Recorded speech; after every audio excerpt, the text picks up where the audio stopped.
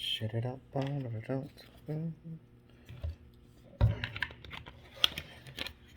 Hey, what it do, y'all? It's your boy YouTube Blue coming back at you again on this Thursday. Almost the end of the week, guys. One more day to go before the weekend.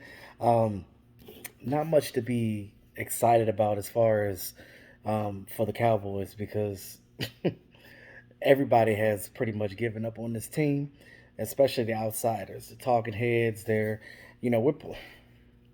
first of all, we're going against the Pittsburgh Steelers this week, and they are the only undefeated team in the league right now. And they just beat Lamar Jackson last week, and they made Lamar Jackson look like he's regressing. There were talks about Lamar Jackson regressing. That's how that's how they beat them. So I don't even think we could beat the Ravens. So I don't think we have any chance of hell beating these Steelers. I'll be honest with you. I try to be optimistic, but I also have to be realistic as well. Shit. um, we have a quarterback issue because, as you guys know, Andy Dalton has COVID, and I'm like, what the hell? Like, this is the thing that I don't understand. Like, they got him in COVID protocol right after he had um, the concussion. I'm like, what did you do? Did you go? Where did you go to get? Who did you get it from? I don't know. I just because I mean I'm pretty sure that when he had the concussion, I thought he was isolated then. But who did you get the COVID from? Like, who were you around? I don't understand how that dynamic works, but either anyway. So let me know what you guys think as far as what quarterback should play this week for the Dallas Cowboys. Is it Garrett Gilbert? Is it Cooper Rush? Ben DiNucci? Who you want? I guess the Ben DiNucci era is over. I guess, guys. I guess that's over with because you're not going to see him playing this week. And Mike McCarthy pretty much said it's between Garrett Gilbert and Cooper Rush. Now, I'm gonna tell you what I think, but even though I'm gonna say what I think, I don't really think it matters anyway because we're still gonna get our ass whooped. Now, this is not Dak Prescott's rookie year where him and Zeke ran all over, and Ezekiel Elliott had like 3 touchdowns against the Steelers, and he had like a 250-yard game on the ground, 3 touchdowns, and like that game back in 16 was that was a beast game. I mean, we put the brakes on the Steelers that game. That ain't gonna happen this week. I just want us to score a damn touchdown. You know, whatever quarterback for this team that can throw a touchdown pass, please do it. I mean, I thought Andy Dalton could, but I mean, I don't know. Maybe if the offensive line played a little better and protect him, maybe he could get the ball out faster. I don't know. But, he's got COVID, so he can't play right now. Um, but I'm going to tell you this. I'm going to go with Cooper Rush, right? I don't know nothing about Garrett Gilbert outside of where he was drafted.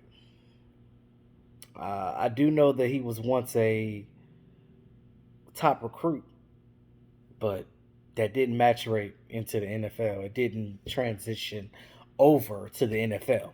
So when you look at that, it's like, okay, well, he didn't. He was still a 7th round pick,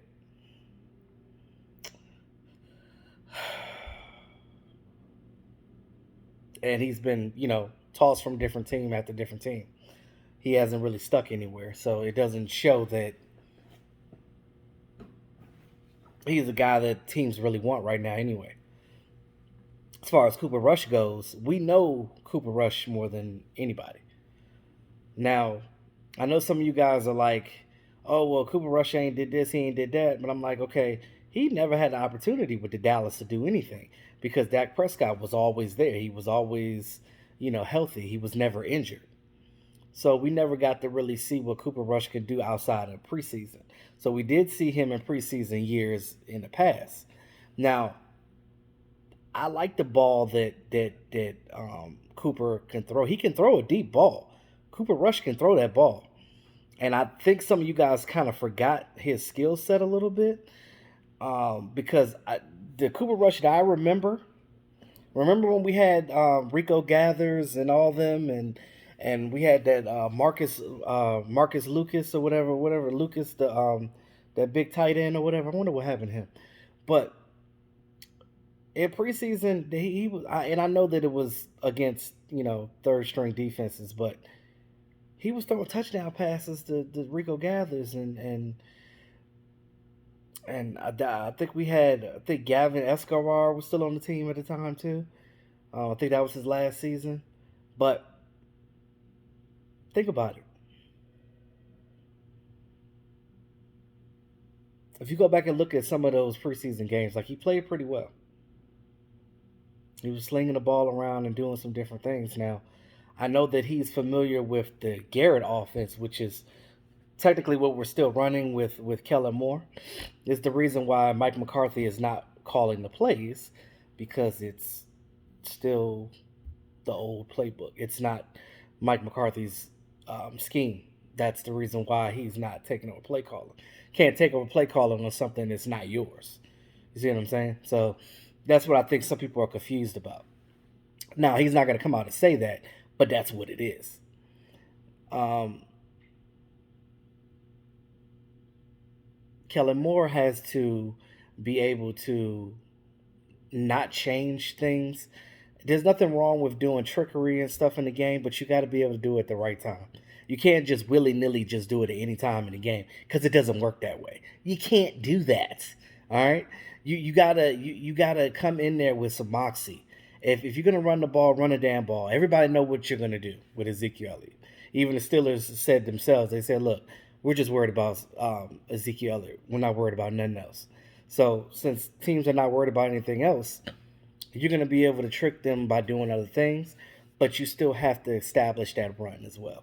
Because even though people know what Zeke can do, they still can't stop him in a lot of ways. So when Ezekiel Elliott is on the money, when he's not, turning over the ball, he's a great back. Run that thing behind our best offensive lineman like Zach Martin and keep it moving. They might have to come in here, do some jumbo packages with Joe Looney and things of that nature, just to help out with that offensive blocking. Because again, they got a good front seven. They got Bud Dupree. They got T.J. Watt. They got guys that can rush the passer. So you talk about a good defense. Yeah, that's what we're going head to head with the Pittsburgh Steelers. And if you don't want to get busted and get ran out the building, what you don't want to do is allow them to treat you like a revolving door, or like those doors at the saloons, where it swings out both ways. Yeah, that's what's gonna happen when they push you. You're gonna go back the other way into the quarterback that can't get the ball off anyway. So it's not like it's Dak Prescott back there where he can create his own things. You know what I mean? But like I said, as far as Cooper Rush goes, I do like. Um, I do think that he's the best quarterback on this roster right now. Um, I mean, not including Andy Dalton. I'm just saying, just from what we had between him, Gilbert, and Ben DiNucci. I feel sorry for Ben DiNucci though, because you can't expect the guy 7th round draft pick to come in and just all of a sudden light things up. Because again, you're coming from JMU. You know what I mean? It's not D1. It's not like he was an Alabama quarterback. You know what I mean? Like, he wasn't groomed for playing against Fletcher Cox and Vinnie Curry and things of that nature. So he wasn't groomed for that. So going up against those defensive guys, and you could just tell in the game his pocket awareness was not there. He wasn't able to see the guys coming and rushing him or none of that. So I do feel sorry for Ben DiNucci in that, but it's just one of those things where he's just a casualty of the situation right now.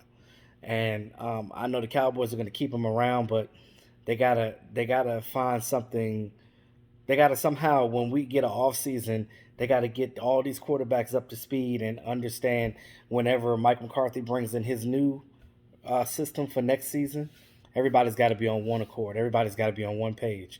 Hopefully that the COVID virus will go away to the point where we can have an off season next year. But outside of that, I don't know what to tell you. But as far as quarterbacks this week, I think it's got to be Cooper Rush. If you want any chance of doing anything, I mean, I know they're more than likely not going to win. I'm not expecting them to win. I'm just expecting them to at least score a touchdown. I just need you get the ball to your receivers, because what you don't want is an upset Amari Cooper. What you don't want is an upset CeeDee Lamb. What you don't want is one is an upset Michael Gallup. You got to get the ball to your receivers, and Amari Cooper is your best receiver. You got to get him the ball, let him do his thing. So, with that being said, that's what you got to do. You got to get it done. Period.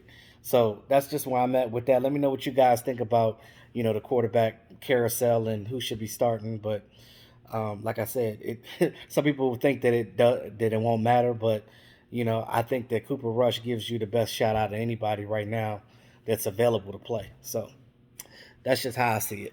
But hope you guys had a great day. If you're new to the channel, go ahead and hit the subscribe button, tap that notification bell. It's your boy E2 Blue, always keeping it real. Talk to y'all soon.